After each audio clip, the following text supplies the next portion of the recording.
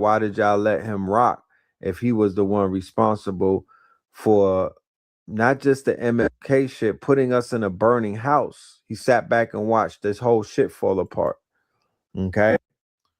But yeah, I'm good on paying respects on this one. I'm good paying respects on this one because this man is responsible in selling us out to the United States government, and he's responsible for the title African American.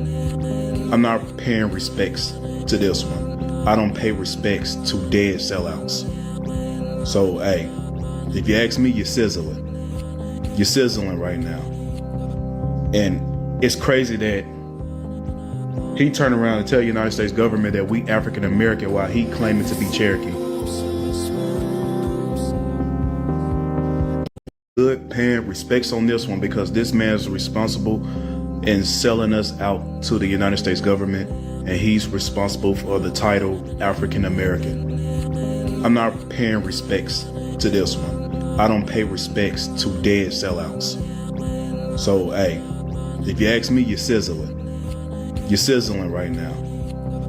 And it's crazy that he turned around and tell the United States government that we African American while he claiming to be Cherokee. So like I said, you're sizzling. You can have this one. You can have this one. You paying your respects and you claiming you an Indian and you say, shit, still rest in peace. Use the fool.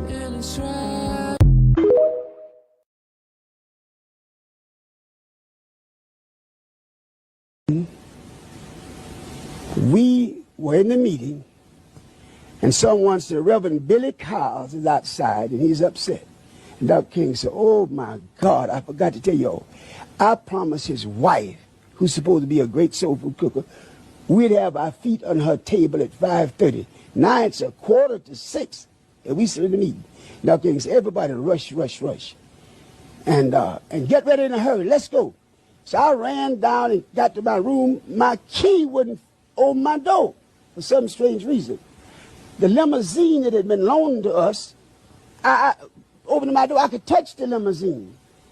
And finally I heard the driver tell Dr. King, Dr. King, I advise you get your top coat, because even though I have the car on, it's still chilly. And the last words he said in this world, okay, Jonesy, I'll get my top coat. And I heard this thing say, pow! And I honestly thought someone had thrown a firecracker into the air. And I looked around to rebuke whoever was that stupid. And I heard something, bloop-a-loop, fell up above my head. And I looked up, and his leg was sticking through the rail. Dr. King only wore one type of sock and one type of shoe. And I knew that was him. I said, oh, my God, they got it. And then I had to run about 50 feet down and back up, and I got to him. And Ralph was holding his head, and Andy was there. And a guy from Africa who had been traveling with us as a newsman from Africa. We found out later on he was working for the CIA. No, the FBI, working for the FBI. And he had taken a lot of pictures of Dr. King. And I grabbed him in and threw out and started choking him, because the bullet hit Dr. King right here. And went round and cut his medulla oblongata. And I didn't want people to remember Dr. King with half his face shut off. So Andy ran and got a towel. And somehow or another they took one more picture after I made him empty that camera. And it shows Dr. King down with a towel on his face. But I'm going to tell you, I was an expert gunner in World War II. When I ran up on that balcony, and I looked from whence that bullet had to come, the distance of that bullet, and just could feel the wind blowing that day, I said, whomever shot that rifle was one of the best in the world. He shot one bullet. And I believe that Dr. King hadn't moved to go back and get his top coat, the bullet would have hit him between the eyes. The bullet hit him right here. But what happened, and then Ralph said, we'll go in and take him on to the hospital. Jose, you get all the staff together. 3 of us saw it, Dr. King, after he was shot. 3 SLC executive staff members. Andy, Abernathy, and Jose Williams. Those are the 3 that saw that body. Now listen to that. So I got in the yard, and I was about to lose my cool, because I was thinking if I could take some molecules out there and make me some guns and kill me some white folks. And one man said, now be cool. You're doing the same thing you promised me you'd never do. And I started crying, and then I heard Jesse Jackson say, he told me, Jesse, take our people onto the mountaintop. And that didn't bother me, even though I know Jesse got nowhere near him. And then Jesse said, I held his head in my hand while he died. And that didn't get to me. And then Jesse said, look at my shirt. And I looked around, sure enough, and Jesse Jackson's shirt was drenched in blood. And I realized the only way Jesse could have gotten that blood was stooped out on that floor at the Lorraine Motel and raked that blood off that floor and put that blood on him. And I went crazy. I really tried to kill Jesse. They grabbed us and all that, but that hurt me so bad. The other thing was, when Abernathy came back, says, no need of prayer, no need of cry, no need of nothing. He is gone. It's over with. He's gone to glory. And we called the meeting, the staff meeting, and Jesse claimed to have been ill. And Abernathy told him, Jesse, go ahead to the room and relax. Jesse had to have run like hell that room into that airport because he got out of Memphis to Chicago. All us feeling, everybody was still in the motel. Cut the televisions on the next morning. That was Jesse Jackson in Chicago with that same bloody shirt on, telling that same lie. I've never respected Jesse since that moment. When they shot Dr. King, a black guy come running around that corner saying, he went that way, he went that way. James Earl Ray no more killed Dr. King, and I killed him. And everybody knew it. He was a patsy set up. And the guy said, went that way, went that way. I said, who went that way? He said, that man ran out that building and dropped the rifle on the sidewalk and jumped in a white Mustang, had a red Alabama tag and took off. Well, hell, I wasn't worried. That's no car in America look like a Mustang, but a Mustang, a white with red Alabama tag. Where's he going? The police have him like that. And I asked that rifle was left on that sidewalk. That was the rifle that James Earl. I was trying to tell y'all. To all my black brothers and sisters, if you don't know by now, Martin Luther King. Look, I ain't about to, like I said, so nobody feel like it's blasphemy, right? I'm gonna let his people talk. Now, we all know when our people is lying, and we all know when our people telling the truth. And we could listen. We all got black ears. We could listen in, and that man that, because if he was lying, he would have got sued by Jesse Jackson. It seemed that Jesse Jackson trying to avoid that man all his life. He ain't the only one that said that. Dick Gregory called out Jesse Jackson. Steve Coakley, who people, I don't know if you know, there's a lot of students that don't even know about Steve Coakley and his impact, but Steve Coakley is the one who introduced the boule to Black America, to the Black community. It was his research. So Steve Coakley was the premier researcher before even Bobby and Phil's era, before Bobby and Phil and Phil Valentine's lecture era. Steve Coakley was the one out there hitting them upside the head, doing the research and dropping receipts. And he got about 4 videos about your boy. I'm going to play one. Not right now, but I'm going to do it in the edits and whatnot. So yeah, that part. King was a plant. Everything, and I mean every single thing that we learned in school was literally a lie. There's a reason why there's a Martin Luther King Day, but there's not a Fred Hampton Day.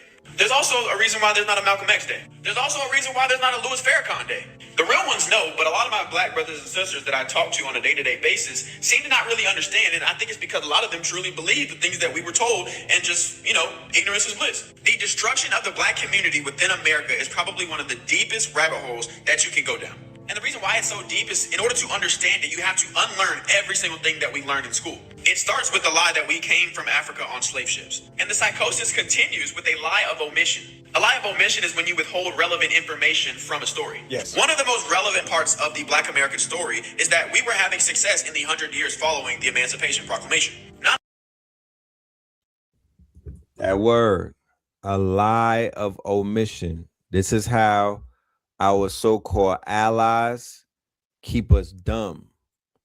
This is how people and their friends, who they like, nah, my friends are cool, they could say nigga. This is how they keep us in a perpetual place of quote unquote checkmate. They omit things. They're withholding information. They're not telling you the full truth. You know why? You know how I could say that? Why hasn't no white person come out and leaked their parents' emails? Why is it only Epstein's emails that we're reading? Why didn't nobody else? I mean, there's a million people on the planet using emails at any given day. Why is it with all of the, well, this is what Epstein's emails really mean? I'm not impressed. I want to see somebody from the Mayonnaise Coalition start leaking their people's emails. We need more email leaks. Okay, emails are the new evidence. Leak the text messages or something. Give us, I need y'all to dox the KKK. They're not following up with they're just blaming, Watergate. That was in Epstein's email. He sent out a tweet. He did that. Did you know that Epstein did 9/11? Yeah, he sent an email to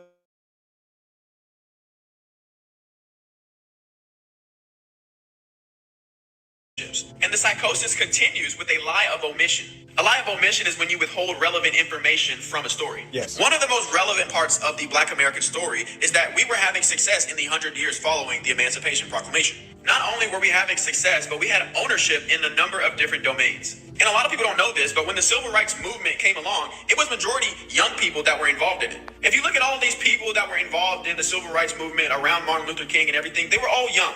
And the reason for this is because they were young and naive. A lot of those individuals from that movement that were a part of the Civil Rights Movement, they had stories about how their parents told them not to go to these protests, not to go to these marches, because their parents, who were smarter, did not agree with the Civil Rights Movement. Now let's talk about the Civil Rights Movement. The only thing that it moved was the majority of Black people into the Democratic Party. And ever since, 85% and up of Black people have been voting for Democrats in the presidential election.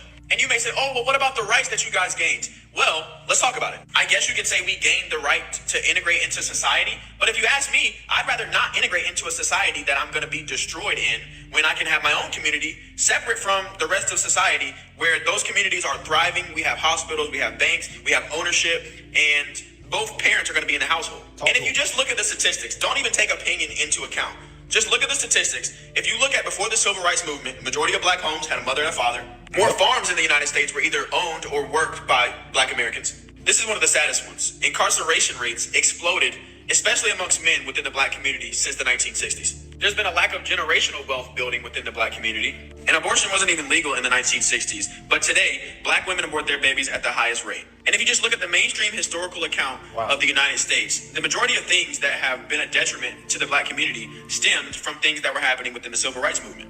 Therefore, I am to conclude that the Civil Rights Movement was bad, and therefore, the leader of that movement was a plant. And the reason why I say that he is a plant goes a lot deeper. However, I can't really say too much, but if you're interested, just look up who spoke before Martin Luther King's I Have a Dream speech.